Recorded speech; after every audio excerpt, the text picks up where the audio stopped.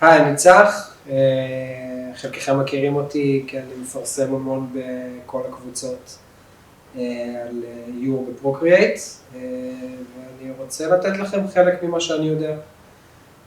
אז נצייר ציפור ביחד.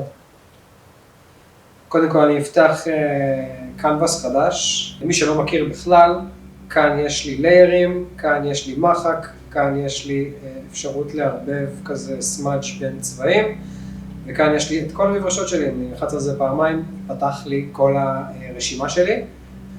אז קרומוגרף של טרוגריד, אם מישהו רוצה אני אוסיף לינק, ואני אתחיל תמיד בעיגול, אני איכשהו תמיד מתחיל בעיגול. אנחנו נעשה ציפור. אז עשינו עיגול, שזה בעצם הבסיס של הגוף שלה, כן? ואז אני אעשה עוד עיגול, שזה בעצם הבסיס של הראש שלה.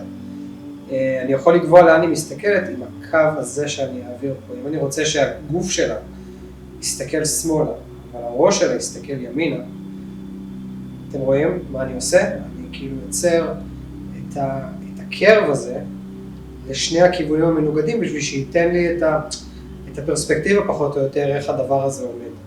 אז once יש לי את זה, אני אנסה לסרטט פה פחות או יותר רגליים, רק שהיא תהיה יציבה. אני עושה מין אלכסון בין הרגליים, בשביל לתת תחושה של פרספקטיבה ועומק לכל הדבר הזה. וואנס יש לי את זה, אז אני אתחיל לחפש את הקווים באמת של כל הציור הזה.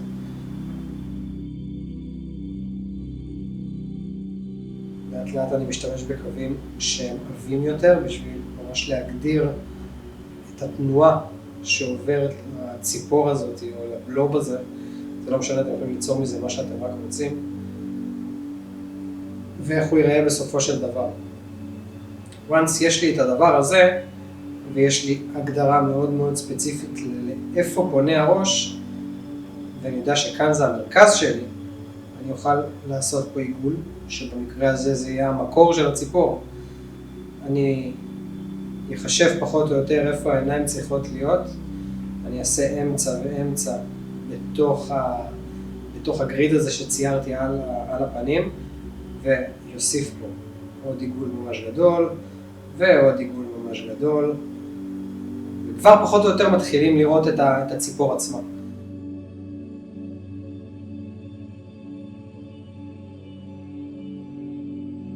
אוקיי, once יש לי את ההגדרה הכללית לאיך הציפור הזאת הולכת להיראות, אפשר לעבוד בשתי דרכים. אפשר או לקחת מחק על אופסיטי יותר נמוך, למחוק הכל ולעשות סקצ'ינג חדש, ואפשר להתחבר לעולם החדש, לפתוח את הליירים, להוריד קצת אופסיטי, להוסיף לייר חדש ולצייר על גבי, כשאני יכול פשוט למחוק את זה בעזרת ה-V פה, whenever I like. אז once יש לי את זה, אני אעבור אחרי זה לעיפרון שהוא קצת יותר עבה, שאני אוכל ממש לעשות את השלב השני בסקצ'ינג. עכשיו כאן אני כבר לא מפחד להיכנס פנים, וכאן אני כן רוצה שיהיה לי איזשהו דיוק.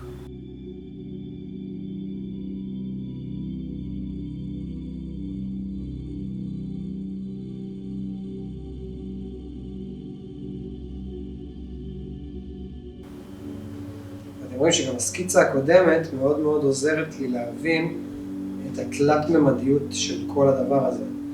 יש פה מין טופולוגיה נורא ברורה שהולכת על כל הדבר הזה, שנותנת לו תחושה מאוד מאוד תלת ממדית בעצם. יש לו נפח.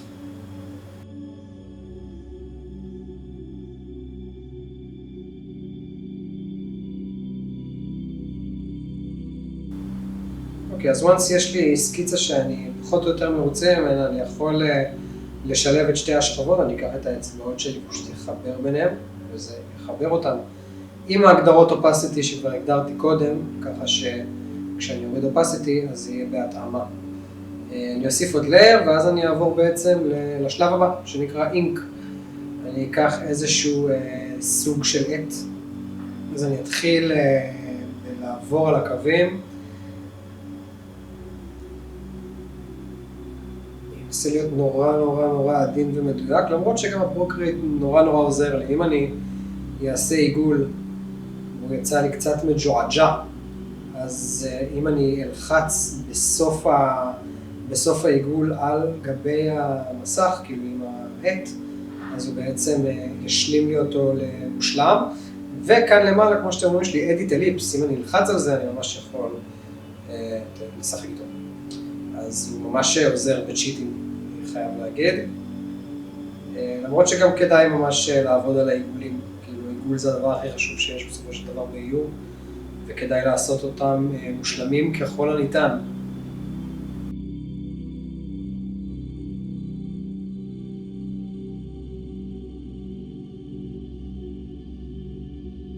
בשלב האינק אני כבר יכול להוסיף עוד כל מיני קטנות כאלה, בשביל לתת קצת יותר אופי לדמות.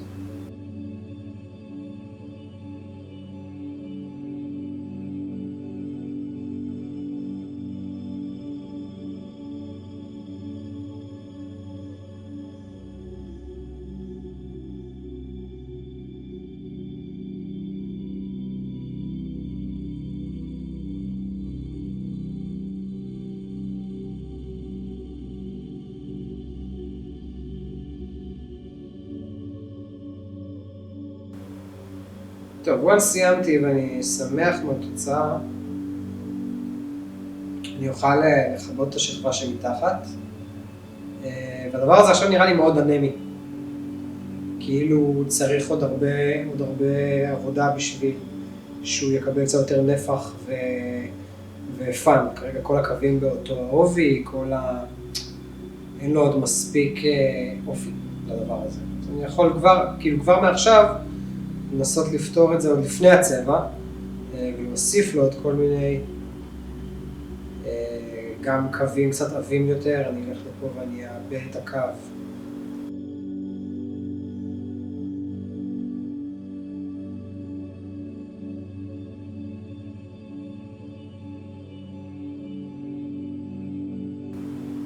ועכשיו השלב האהוב עליי, הצבע. צבע בשביל שהוא יהיה מאוד straight forward, ואני לא פשוט אצבע את זה מחדש, אני אשכפל את השכבה הזאת, אתם רואים, אני פשוט מזיז את זה ימינה עם העט, עושה דופליקייט, הולך לשכבה מתחת, אקח פלטה, יש לי פה מלא פלטות ששמרתי לאורך הזמן, אני אקח משהו עם ורודים, כי אני אוהב, אני אעשה set as default, אני אלך פה, וניקח ורוד, ואני פשוט אגרור את הצבע לאיפה שסגור לי, ואני אקח כתום, כי החלטתי שהרגליים שלו היו כתומות, ואני אצבע גם את זה. אני אקח את הצבע הכי בהיר פה, אבהיר אותו עוד יותר, ושאלה יהיו העיניים, כי גם עיניים צריכים איזשהו סוג של הצללה, ולבפנים, לברק של העיניים, אני אשתמש בלבן. עכשיו, במקור שלה לא לבנה, אם אני עם האצבע, אני אלחץ ארוך על צבע כלשהו על גבי המסך, הוא ידגום לי אותו, ואז אני אוכל בעצם עם הברש לצבוע את המקור. עכשיו, כמובן שאפשר כל צבע לעשות בלייר אחר, בשביל שיהיה יותר קל אחרי זה לסמן דברים מסוימים ולהצליל אותם כמו שאתם רוצים. אני אוהב ככה, נוח לי. טוב, עכשיו בהצללות, שלב הבא בעצם, אני אחשיך את הרקע, ואז אני אפתח לייר חדש.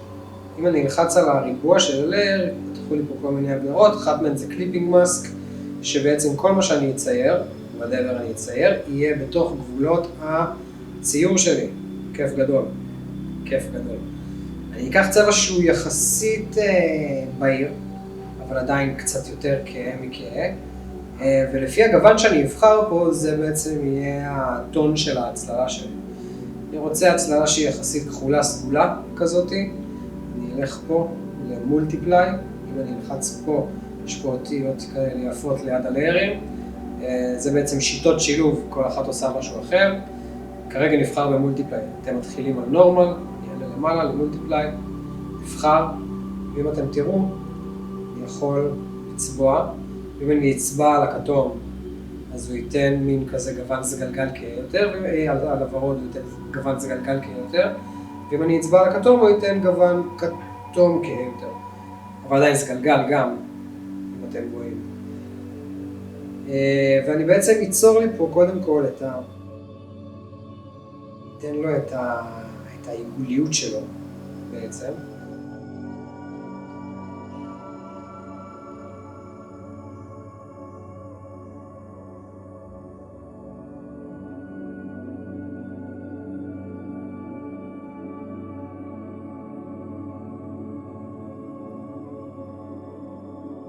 אז אתם רואים, יש לנו שכבה ראשונה של צל.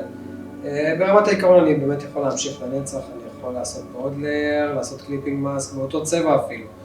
ללכת למולטיפליי, ואז כשאני אבוא הוא יכפיל את מה שמתחתיו, אז כמובן שזה יהיה כבר כהה יותר, ולהוסיף עוד שכבה של כל ההצללה הזאת. אני יכול פתאום גם להחליט שגם פה יש לי צל שהוא כבר צל דרגה 2, כאילו הצל שהכנף מטילה על מה שמתחתיה. שקודם לא התייחסתי אליו.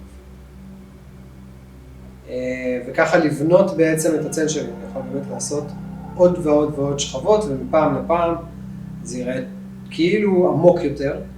פשוט צריך לדעת מתי להפסיק. אני בדרך כלל נותן 2. שלב הבא, תאורה. פתחתי לייר חדש, עשיתי אותו בקליפינג מאסק. אני מאוד מאוד אוהב לעבוד עם Vivid Color. אני אשאר באותו צבע. תראו שזה עושה, אין לי הסבר למה זה עושה, אבל אני תמיד נשאר באותו צבע גם לבהיר וגם לכהה, ככה אני מקבל את הגוונים המנוגדים, ו-Vivid Light בעצם ייתן לי את התאורה.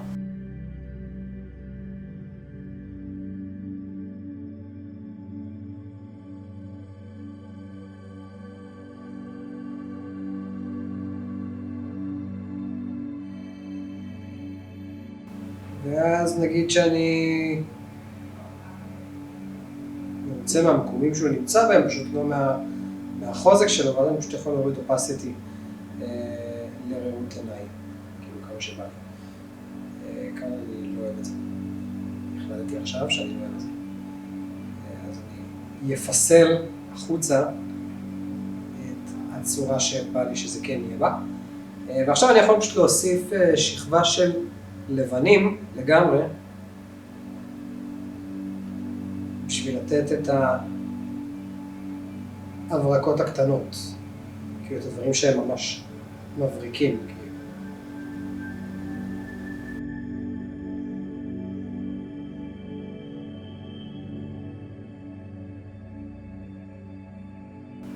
אני אעשה backlight, סתם כן אני אוהב, אפשר גם לסיים כאן. אני אקח איזה צבע שהוא מאוד מאוד מאוד מנוגד למה שקורה כאן. אני אוהב לעבוד עם הגריין שיידר הזה, גם של טרוגריט. הוא עושה כזה. וכאן זה קצת טריקי, כאילו, כי אני כן רוצה שהוא יקבל את הכימורים שלו, ואני רוצה גם שזה יבוא מהמקומות של הצל. אז אתם רואים, אני עובד כאילו מחוץ לסילואט, בשביל לקבל ממש מעט מהגרייניות הזאת. אני לא רוצה את כל הגריין בפנים, אני רוצה רק את הקצוות שלו. בשביל לנסות לקבל כזה, ואני רוצה שהוא יקבל את הכימורים האלה, אז אני אקח את כלי הסימון שנמצא פה למעלה, יסמן את השטח שאני רוצה ויעבוד נורא בעדינות, בלי שאני אפגע במקומות אחרים. גם כאן, אותו דבר, וגם כאן.